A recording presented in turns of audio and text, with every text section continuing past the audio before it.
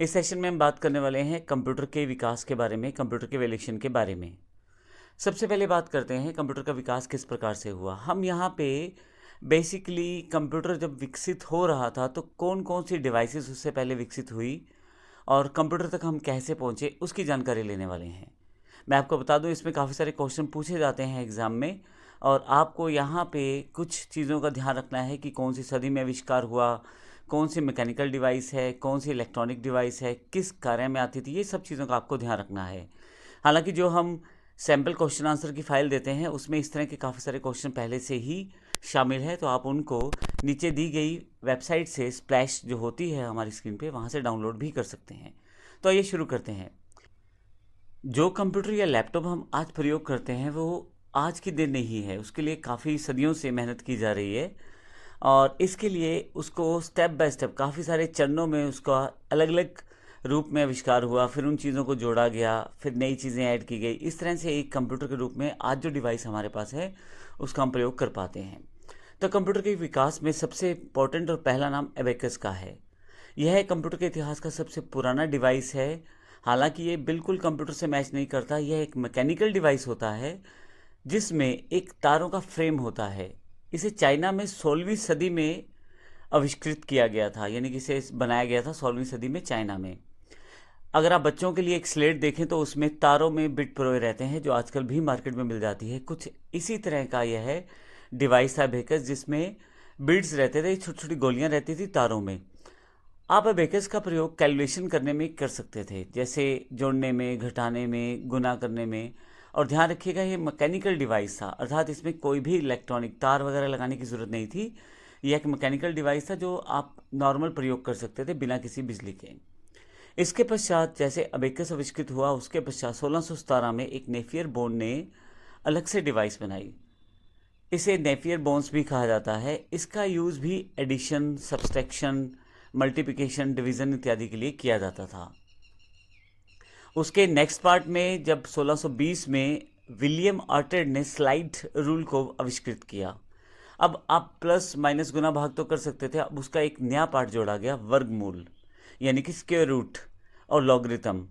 इसके अलावा trigonometric functions, इन सब के लिए आप स्लाइड रूल का प्रयोग कर सकते थे। विलियम आर्टेड ने 1620 में इसका आविष्कार किया था। अब ध्यान रखिएगा, आपसे अगर जो क्वेश्चन पूछा जाता है वो ये पूछा जाता है स्लाइड रूल में क्या क्या चीज़ें की जा सकती हैं। उसमें आपके पास ऑप्शंस दिए जाएंगे, आपको इन चीज़ों का ध्यान रखना है ट्रिपल सी का खासतौर से एग्जाम देते समय। अगला हमारे पास है पास्कल कैलकुलेटर। ब्लेज पास्कल ने एक मैकेनिकल डिजिटल कैलकुलेटर का आविष्कार किया 1645 में। अब यह मैकेनिकल और डिजिटल प्रारूप था, अर्थात कुछ इसको बिजली चाहिए थी और कुछ यह मैकेनिकल डिवाइसेस के साथ मिलकर काम करता था। काम ये बेसिक ही कर पा रहा था, जैसे जोड़ना, घटाना, यानी कि एडिशन, सब्सट्रैक्शन इत्यादि। लेकिन मुख्य बात यह थी कि एक मैकेनिकल प्लस डिजिटल कैलकुलेटर था।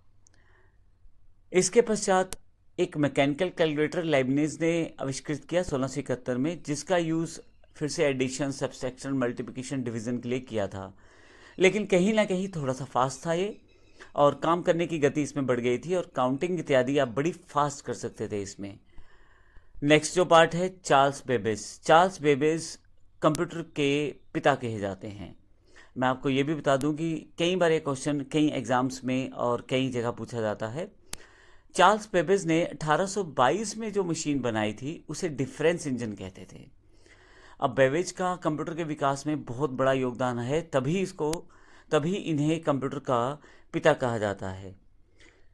आप विभिन्न बीजगणितीय वलनों का मान 20 दशमलव तक आसानी से ज्ञात कर सकते हैं और वो बिल्कुल एक्यूरेट, अर्थात यह मशीन जो आपकी कैलकुलेशन करती है वो 20 डेसिमल्स प्लेसेस तक कर सकती है और बिल्कुल सही कर सकती है। और इसकी एक प्रॉब्लम ये थी कि उस वक्त ये मशीन जो थी भाप से चलती थी, अर्थात इस बड़ा इंफ्रा, एक बड़ा प्रोसेस और एक भाप, यानी कि इसको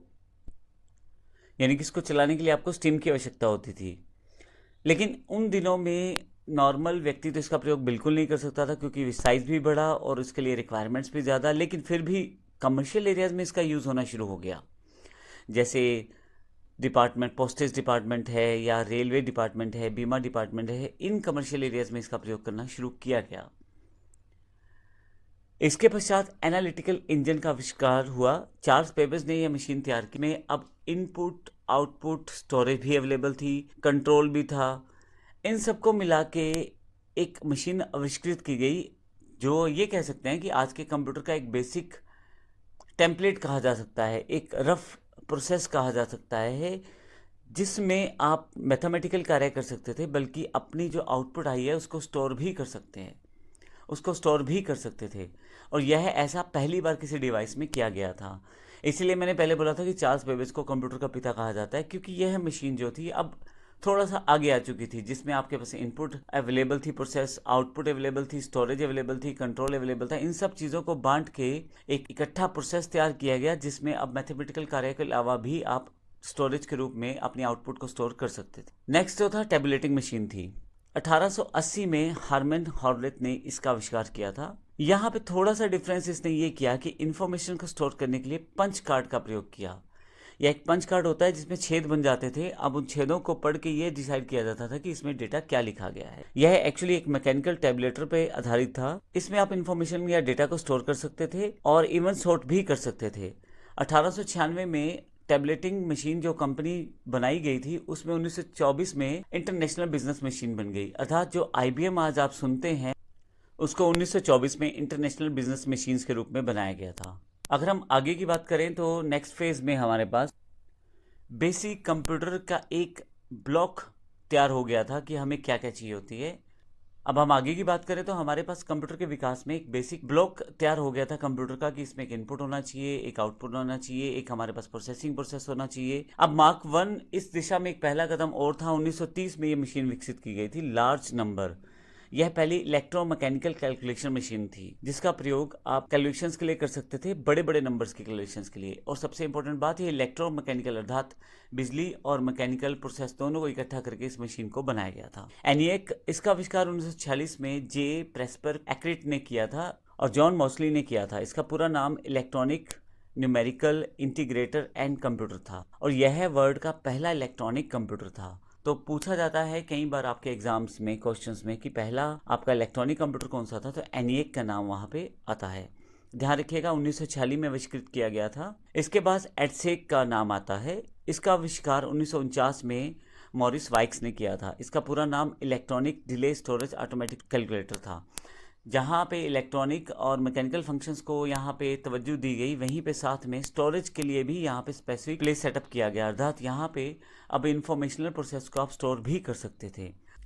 तो इसका अर्थ ये हुआ, जो कंप्यूटर हम आज की डेट में प्रयोग करते हैं वो काफ़ी सालों, काफ़ी सदियों, काफ़ी दशकों की मेहनत का आउटपुट है, जिसमें काफ़ी सारे इसमें फेसेस थे जिसको हमने इस पूरे कंप्यूटर के इवोल्यूशन या विकास में देखा है। तो अगले सेशन में हम बात करने वाले हैं कंप्यूटर की जनरेशन्स की। एग्जैक्टली कंप्यूटर का जो जनरेशन है वो कौन कौन सी आई, किस तरह से चली, इसके भी काफ़ी सारे क्वेश्चन एग्जाम से पूछे जाते हैं। नेक्स्ट स्टेप में हम इसको देखते हैं। धन्यवाद।